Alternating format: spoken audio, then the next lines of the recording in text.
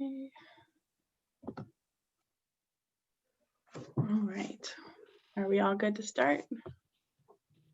Okay, great. So hi, everybody. Again, I'm Hannah. As she said, I'm the coordinator for the Alliance for Wisconsin Youth.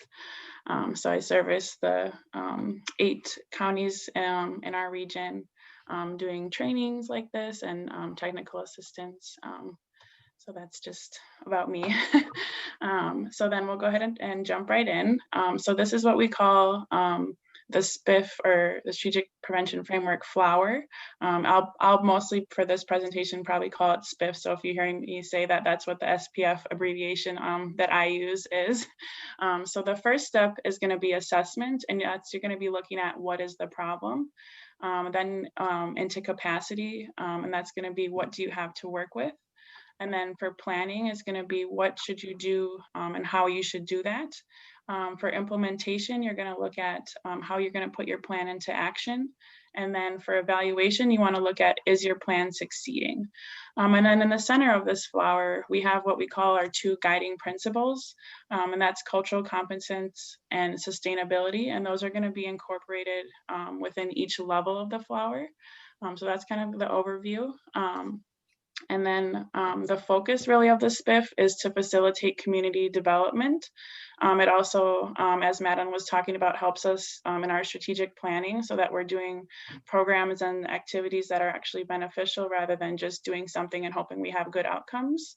And then it also allows us to be a part of the change process at the community level. So why we use the SPF? We use the SPF to support coordinated planning that's comprehensive and data-driven, and it also helps hold individuals accountable to being a part of the process. And the SPF is also designed to be long-term and evolutionary in nature. So the resulting plan that you actually build will build upon the knowledge and experience that you gain over time. So if you have to make changes to your plan along the way, just based on either local conditions or trends that might come up, it's allowed, it gives you space to be able to do that in this process. And then with that, we can jump right into the first step of the process, which is assessment. So to do a comprehensive assessment of your prevention needs within your community, you'll want to gather data in a few different areas. So the first is you'll want to look at the nature of the substance misuse problem within your community and any related harmful behaviors. So you'll want to ask the what, how often, where, and who questions to help you identify those problems or behaviors. And then when you're prioritizing those problems that you've identified, you'll want to consider the magnitude. So how prevalent is the problem? You'll want to look at the severity. How large is the impact of that problem? Any trends? So what patterns are prevalent within the community? Will they get better? Will they get worse? And then also the changeability. So how likely is your community to be able to modify that problem or behavior that you've identified? The next thing you'll want to gather data on is risk and protective factors that influence the substance misuse problems, particularly the ones that are of high priority within your community. And then it's important to know that we cannot change the substance misuse problem directly. Instead, we have to work through those underlying risk and protective factors that influence the problem that we're dealing with. So examples of risk factors can include low impulse control, pure substance use, or even poverty. Some examples of protective factors can include family cohesion, academic achievement, and having stable housing. And then the last thing you'll want to gather data on is a community's capacity for prevention, which includes their readiness and their available resources within the community. And there's a lot of tools out there that you can use to assess what level your community is at as far as readiness, but we'll get a little bit more in depth on capacity in the next couple slides. So for capacity, there's a few layers to building capacity. So kind of the first layer would be engaging diverse stakeholders. As many of you might know, to address substance misuse problems, it requires multiple expertise and energy from different groups working together across disciplines. So if you have a really great relationship with schools, but you want to get like parents involved or law enforcement, it's good to have multiple sectors at the table so that you have the best chance of setting up the program for success. And then by involving community members as well in the process of prevention, it allows the planners to demonstrate their respect for the people that they're serving. It actually makes them more likely to develop prevention services that meet genuine needs rather than perceived needs. And it's important also to note that we want to build relationships with stakeholders who support our prevention efforts, but also maybe those who don't. People in your community may have varying viewpoints, but it's good to get all those voices in the room so that you really know that what you're dealing with. The other layer of building capacity is you want to develop and strengthen your prevention team. So in this case, that would be you guys. So being deliberate about your members, and when you're looking for new members, that you want to be clear about the purpose of your collaboration and define and determining those roles and responsibilities so that they know what to expect when they're coming in.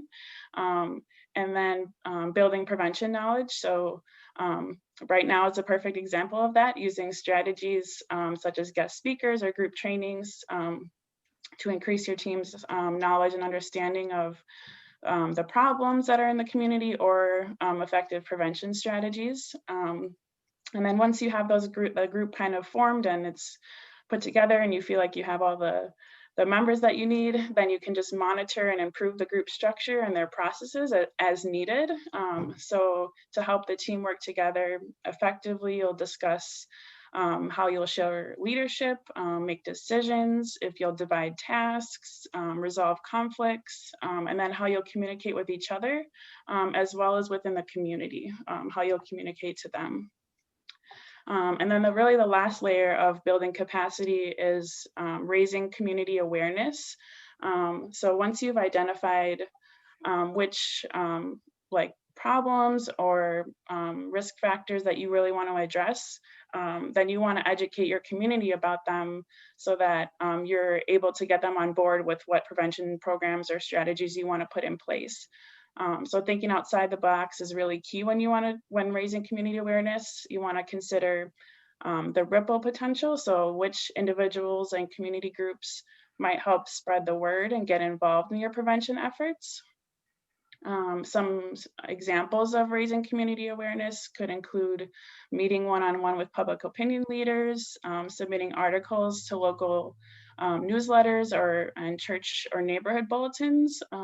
You could also sharing information on social media or other relevant websites. Those are all great examples of how to educate your community about some of the problems. And then once you kind of educate your community about what the problems or the issues are, then you're able to move into the next step, which is planning. And after people do the assessment and the capacity step, it's easy to want to jump into implementation right away, but it's so important that we really take that time to plan out what we're going to do. And then even prior to your planning, you want to identify any gaps in the resources or capacity that you have, so that as you plan, you're hopefully able to fill in some of those gaps. And one thing too to note is that communities might deal with multiple risk or protective factors, but we're not able to address them all at once. So really the first step in developing your plan is to figure out which of those risk and protective factors that you've identified are the key drivers of the community's problems, and then to prioritize those. And some factors you'll look at when deciding which ones are the key is the importance. So you're going to look at how does each factor contribute to the priority problem, and then is this factor associated with other harmful behavioral health problems within the community. And then the other factor you'll look at is changeability. So do you have the resources and the readiness within the community to address the factor? And then also, does a suitable program or practice already exist to address the factor? And then lastly is you'll want to look at, can we produce outcomes within a reasonable time frame? And I've heard reasonable time frame as 1 to 3 years. I've heard as long as 5 years, but I usually stick within that 1 to 3 year range to see any results. And then once you've identified your areas that you're going to focus on, like which risk or protective factors you want to address, then you're able to go in and build what's called your logic model. And some of you may be familiar with logic models, but a logic model is just a graphic planning tool. It's often compared to a roadmap that'll help you communicate where your prevention efforts are headed, and then how the goals will be reached. And logic models are really helpful to explain why a program or practice you want to implement will succeed. And it'll also identify the connections between the problem that you're trying to address, and then those underlying factors that you've identified, and then how the program or practice you're hoping to implement will address those specific factors that you've identified. And the logic models also help to make evaluation and reporting easier, just because it's kind of all laid out for you. And once you've built your logic model, which is kind of, like I said, your roadmap, you'll be able to go ahead and select which program or practice you want to implement. So sometimes people really want to select prevention programs that are popular, or those that maybe have worked well in different communities, or those which they're familiar with. That's not necessarily the best selection criteria.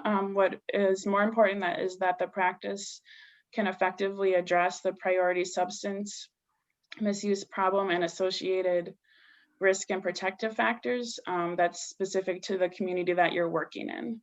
So if another community did a program around vaping, and you try to do it in your community, and you identified that underage drinking is a big problem, it's not going to be helpful to do a program on vaping if that's not your priority problem. And that's why we really want to use evidence-based foundations. And there's a lot of places that you can find these evidence-based foundations. So you can look on federal registries, there's peer-reviewed journals, there's systematic reviews, and then there's individual evaluation reports, excuse me. And then once you've kind of put all your plan together, then you're able to go into the next step, which is the implementation. So in preparing to implement your program that you've decided to roll out, there's two key things that you really want to keep in mind as you're doing this implementation. One is fidelity. So it's the degree to which your program or practice is implemented as intended. So is your program that you've designed being delivered the way that you, the planner, has intended? And then adaptation. So how much and in which ways was a program or practice changed to meet the local circumstances? So we do our best to plan, but we obviously can't plan for everything, and you might have to tweak some stuff in the middle, and that's okay, as long as you're making note of that and that you're still sticking to the core components of your plan. And it's helpful when balancing these those two things to really, like I said, retain those core components of your plan so that you're not making major changes. But then also, before you do make a change, build up that capacity. You know, do we have the resources to make this change, and how will we carry that change out? And that it's important to note too that adaptations can be planned or unplanned, and that's totally okay. Like I said, we do our best to plan, but we can't plan for everything. For the last step of evaluation, you're going to do evaluations of the plan itself. So you'll look at your logic model and you'll do an evaluation of that. You can do an evaluation of the outcomes. The evaluation step really helps to document and describe the prevention activities that you've done. It also provides information of needs to the stakeholders and especially funders. It also helps to continuously improve the prevention programs and practices. So if you did have a really great program that worked out and another community wants to try it, then they're able to say it worked here and they can tweak it so that it is able to work within their community. Evaluation also helps to identify which parts of your plan are working well and which ones you maybe do need to change. And lastly, it also builds credibility and support for effective programming within the community. So if you're showing that you're actually evaluating the work that you're doing instead of just doing it, that'll help build trust with community members and other organizations that you really care about the work that you're doing and not just doing what you think will work. And then going back to kind of earlier, those 2 guiding principles that we talked about, and these, like I said, are going to be involved in each step of the strategic prevention framework process. So cultural competence to overcome systematic barriers that may contribute to disparities. Planners really, it's important that they're culturally competent.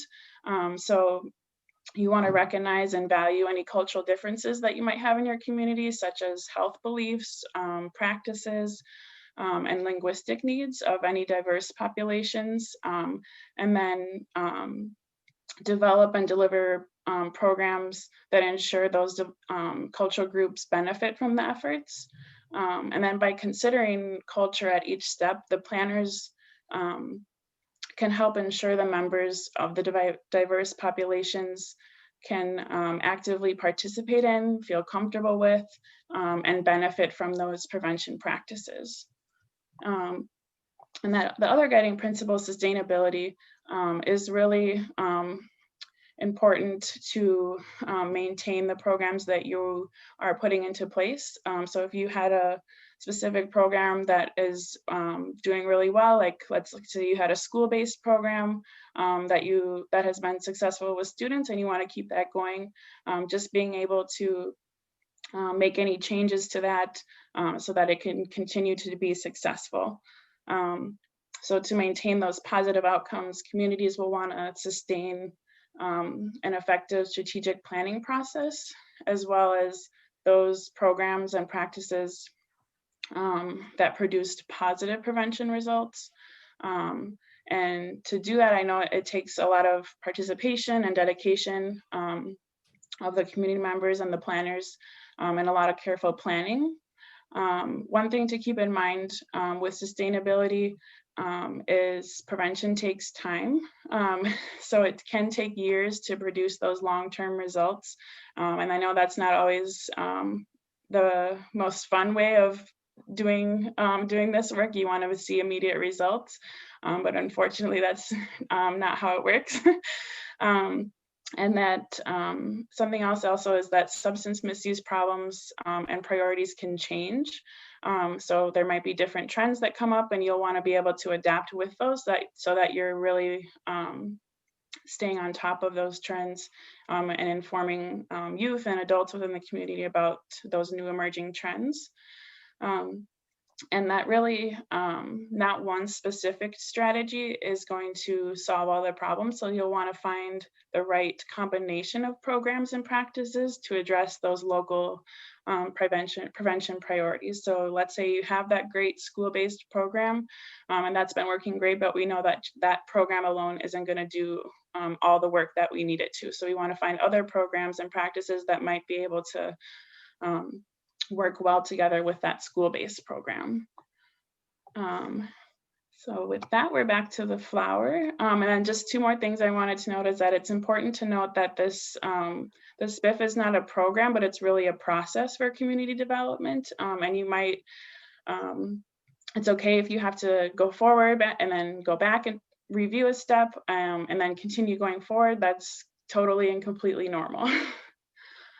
So that's kind of the overview that I had for the SPIF process. Does anybody have any questions? I know that's a lot of information and I probably talk really fast. That's great, Hannah. Hannah, I was just wondering, do you Mhm. have a time frame for, I know you explained it as a process. I'm sure Mhm. it's unique depending on the problems that you're going to try to tackle, but do you have a Mhm. time frame of, you know, roughly start to finish as far as, when you start looking at issues, you start putting things together to the point where you're actually doing implementation? And I know that's probably a really difficult question depending on on the on the situation or what you're trying to tackle, but just wondering if there's any time frame that you work off of that way. Sure. Yeah, so I mean, it is definitely specific to what problems you're trying to address, and I guess what experience you have doing the program or practice you want to do. But I generally say that this process as a whole can take, anywhere from a year to 3 years, just depending. And there's things that can go faster, but I would say like the shortest amount of time could be a year. To go through this process. If you're looking at collecting data, that can sometimes take a long time. If you have to do a lot of capacity building, it just really depends on what resources you have and who you have at the table able to help you get what you need done and get what you need accomplished. So it really, I would say the shortest amount could be a year, but I think generally the timeframes can be 1 to 3 years, and that's what they say is like completed in a reasonable amount of time. I hope that's helpful. No, that is, thank you. Yeah, not just the, so you're saying, the 1 to 3 years isn't just completion and seeing results. It's the actual implementation can take up, the actual moving forward with a problem or a or a focus, whatever can be in that 1 to 3 year range. Yeah, yeah, it really just depends on like what resources you have, and what you're really dealing with. Okay, And I thank think you. I think that like for our coalition historically, I feel like we end up kind of coming back to our strategic plan and reviewing Hmm. um our programs and activities and kind of like, okay, well that was a total bomb, let's try this instead, and kind of shifting a little bit. Whereas, for completing the process and going through evaluation and kind of looking at the outcomes, we don't have data that reports out every year. So Hmm. then we're looking at YRBS that comes out every 2 years. We have a community survey that's done every 3 years. So yeah, it's kind of a cyclical moving process. Right, right. That's a good point, Madeline. Thank you. Hannah, I have a question too. Sure. First of all, I thought your presentation was excellent. Really, Thank really, you. I like how you went through all of the different parts of this process. I think it was in the assessment part, you talked about how it's really important to get to the root problem rather than, go after the bigger, you're really trying to affect the root. Do you have any ideas for how to us identify the root problems, because like we do the YRBS data, so we'll know about kids, like the rates or drinking or smoking. Mhm. What can we use to get at the roots of those problems? Any tips on that at all? So I guess, are you asking like where you can find out like the data on like what kids are using or what the trends are, or are you asking more like specific strategies that help you address those trends once you've identified those? Well, I guess I was thinking, and maybe I'm wrong, I was thinking, let's just say you have a population of kids that are smoking or Mhm. using substances, alcohol or whatever. And I think in the assessment, you just talked about how important it is to really try to get at the root of the alcohol use, whether it's, you mentioned like poverty or I can't remember, you had two other examples. And I was just Mhm. wondering, if you have any tips on how to identify those roots, because that seems a little tricky. Mhm.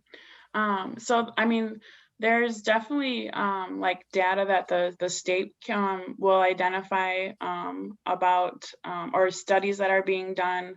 That's where I was mentioning those, like the peer-reviewed articles or research studies, and those are available at county levels. So if you wanted to just look at the county that you're in, there's data on what your students are experiencing, but then there's also there's ways where you can do surveys, but where you can just simply do a parent survey, you can do a youth survey. There's many ways that you can collect the information on those risk or protective factors. Okay, great. Thank you. Anna, this is Ken. Do you Hi, Ken. typically also check in with, let's say, other communities who are addressing similar problems, around the country, not just here in Wisconsin, but around the country, get to see what things they've done, what ideas, what's worked, what's failed, and just focus on some things that, might be low-hanging fruit to try.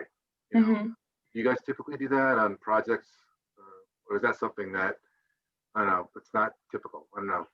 No, yeah, absolutely.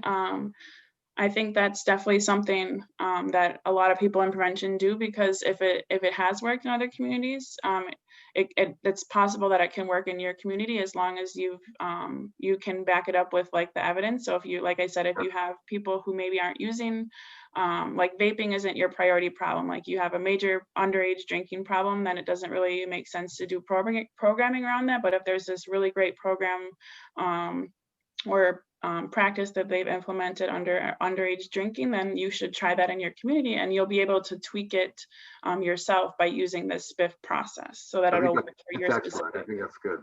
Good. Okay.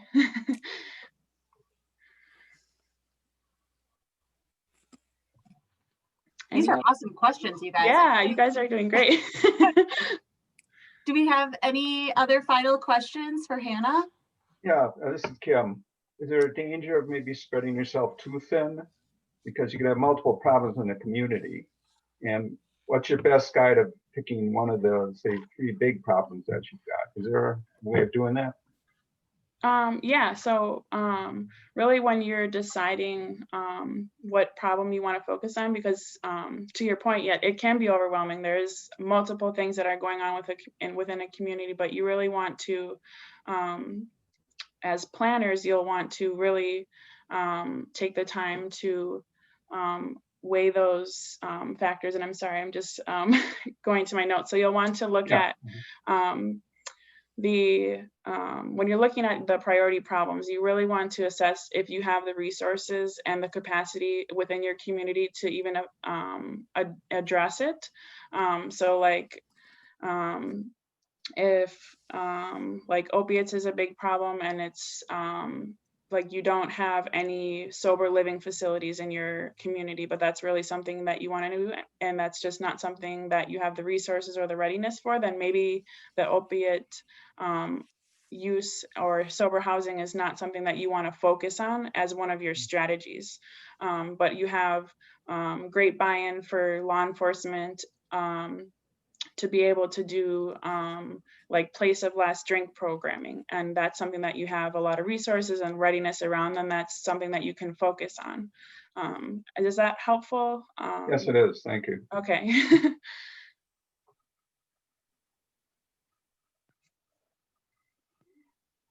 I have a question about the evaluation. Are there, I know there are probably a lot of different evaluation tools out there, but are there some particularly good resources for those? So I will be totally honest.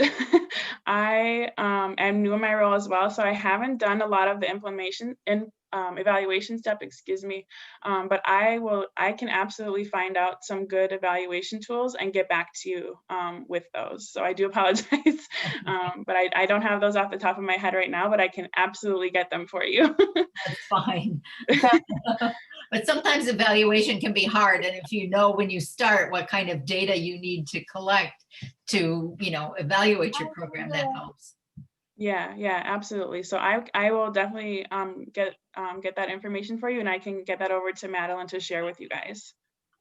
That would be awesome, Hannah. And with our DFC funding, we do have funds available to work with an evaluation consultant too, Okay, who helped us with getting the grant.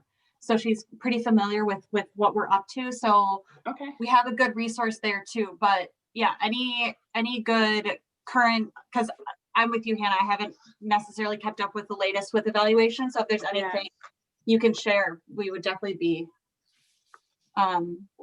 appreciative to get it. Yeah. awesome. Okay. Any one last question or good? Going once, going twice? Okay, I'm going to pause the recording.